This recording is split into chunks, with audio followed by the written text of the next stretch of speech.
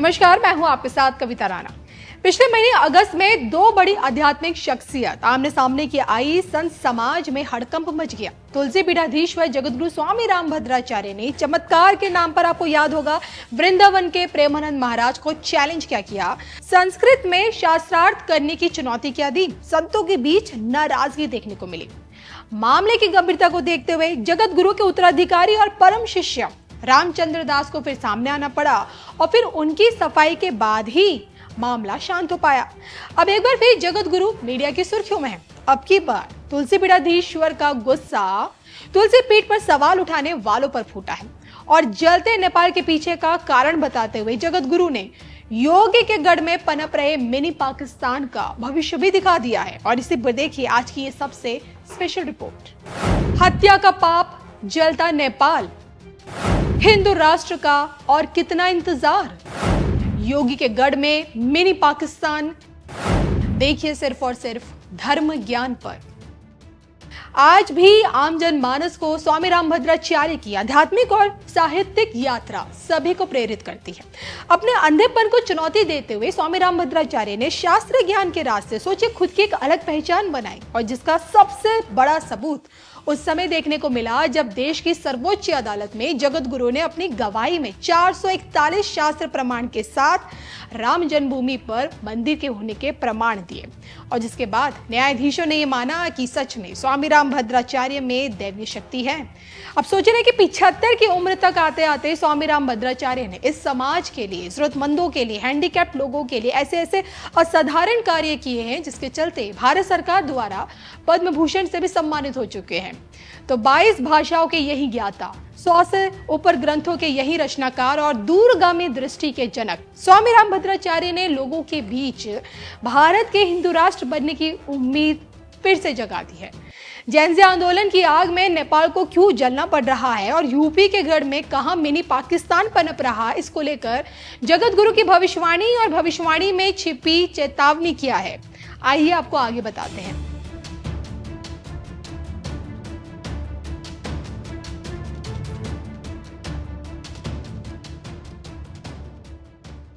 दरअसल 17 साल पहले नेपाल पर से हिंदू राष्ट्र का तमगा हटा और इन 17 सालों में बार बार सरकारें बदली, भ्रष्टाचार के आरोप लगे और बेरोजगारी दर बढ़ती गई। आज परिस्थिति ऐसी है कि बेरोजगारी दर 20% तक पहुंच गया, वो भी नेपाल में, और भ्रष्टाचार मुल्क की जड़ों से पूरी तरह दीमक की तरह चिपक गया है। चीन के कर्ज तले आधे से ज्यादा नेपाल गिरवी हो चुका है।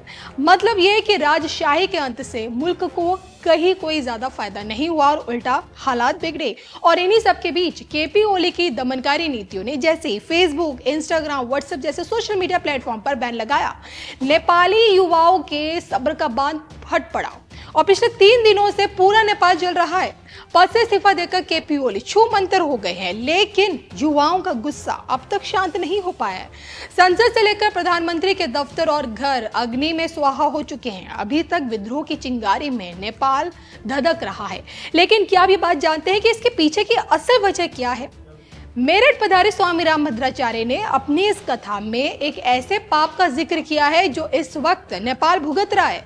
नेपाल की दुर्दशा का कारण बताते हुए स्वामी रामभद्राचार्य का बकायदा ये कहना है, नेपाल में जो हो रहा है वो अच्छा नहीं हो रहा है। वीरेंद्र विक्रम शाह की हत्या का पाप नेपाल को खा रहा है।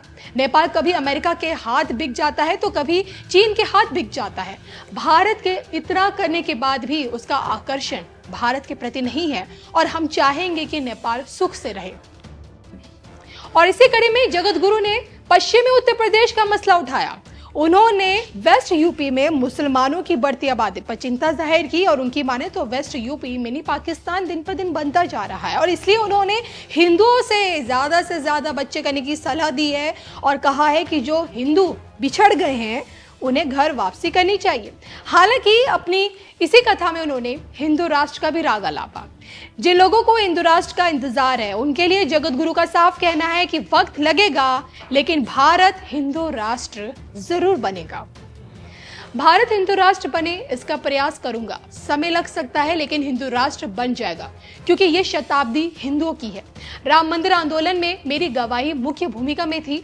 मथुरा और काशी को लेकर वही कहूंगा जो राम मंदिर के लिए कहा था कोर्ट बुलाएगा तो काशी और मथुरा के लिए भी गवाही देने जाऊंगा। काशी विश्वनाथ का ज्ञानवापी भी मिलेगा और मथुरा में श्री कृष्ण जन्मभूमि भी मिलेगी। संभल में अब हिंदुओं का पलायन नहीं होना चाहिए। हिंदुओं को अपने प्रत्येक अधिकार के लिए कठोरता से संघर्ष करना ही चाहिए। अब देखा जाए तो बीते 2 से 3 दिनों से नेपाल जल भी रहा है और 2008 से नेपाल ने खुद को हिंदू राष्ट्र बुलाना बंद भी कर दिया था। अब ऐसी परिस्थिति में हिंदू राष्ट्र के उगते सूरज के दर्शन हमें नेपाल से होंगे या अपने खुद के राष्ट्र यानी कि भारत से? कमेंट करके बताइएगा जरूर। पद्म विभूषण श्री तुलसी पीठाधीश्वर जगत गुरु स्वामी रामभद्राचार्य जी महाराज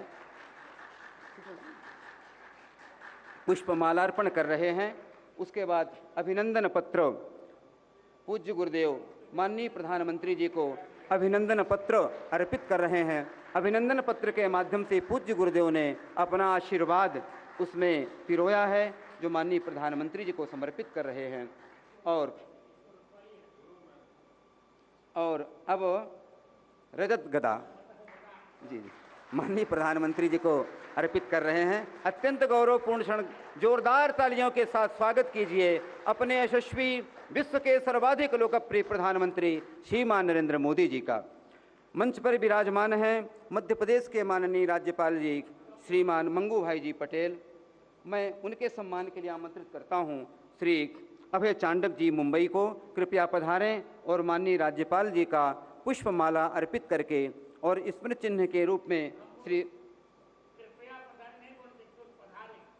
जी पधारें और माननीय राज्यपाल जी का स्वागत करें, आत्मीय वंदन और अभिनंदन करें।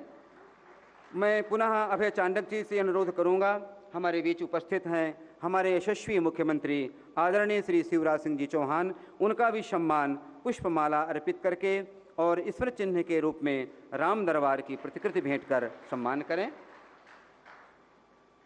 पुनः माला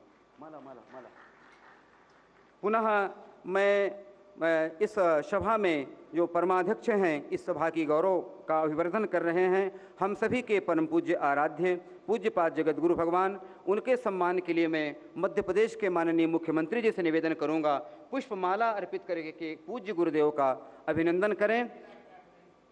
जी जल्दी लो, क्योंकि आज ये पूज्य गुरुदेव जो सारस्वत उपहार इस जगत को प्रदान कर रहे हैं, अद्भुत, अतुलनीय और अनुपम है।